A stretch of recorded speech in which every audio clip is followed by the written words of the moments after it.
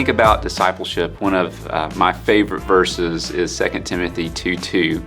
And there, the Apostle Paul, he's speaking to his son Timothy in the faith. He says, "What I have entrusted to you in the presence of many witnesses, give or teach to other faithful men who will be able to teach others also."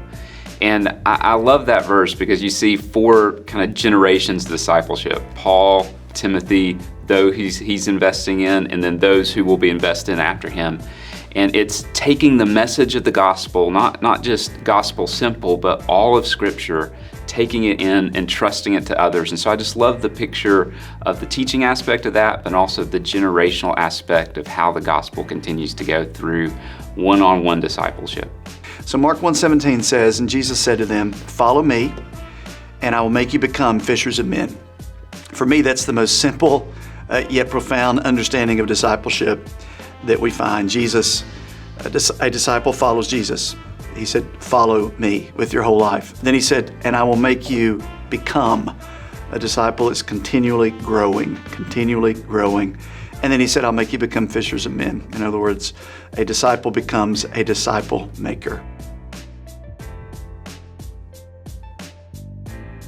I think one that jumps out at me is we tend to think of discipleship as a very formal process between a Paul and a Timothy, that there's always this very defined disciple maker and this very defined disciple.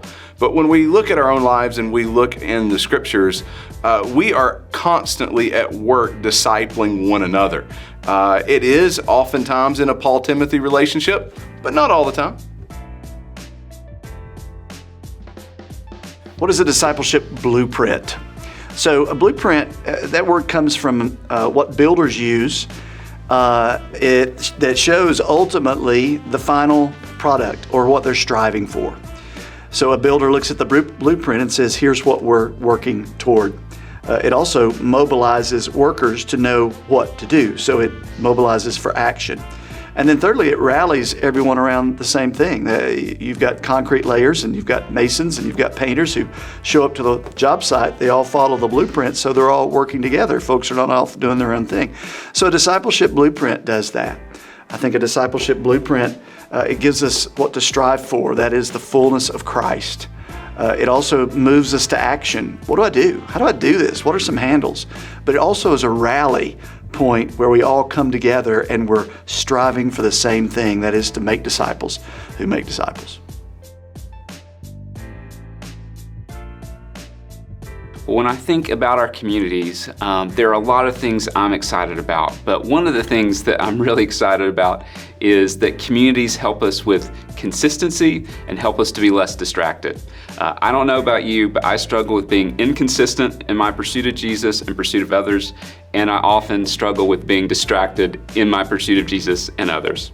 What was the question again? I'm just kidding. But we get distracted really easily. And so one of the cool things about the communities is it's a weekly rhythm to come in to receive equipping, encouragement, also accountability, but then go out and try to live on mission together in making disciples in our own lives, whether that's family, neighbors, church, whatever that might look like. And so I love having something that's activated every week to help us be consistent and to help us just stay on track in our pursuit of helping others love and follow Jesus.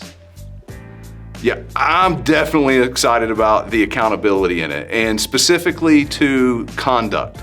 The church in my lifetime, and really even before that, has made it a point to really prioritize presence.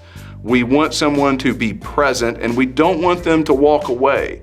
We don't want to lose their presence. And so oftentimes in our teaching and our discipleship, we aim at keeping people present. But that has a problem. And the problem is we don't often then engage too much in conduct. And yet the Scripture says we'll know each other by our fruit, that our fruit, our conduct, is wrapped up into our action. I'm excited that our communities are going to put more emphasis on the things that we're actually doing.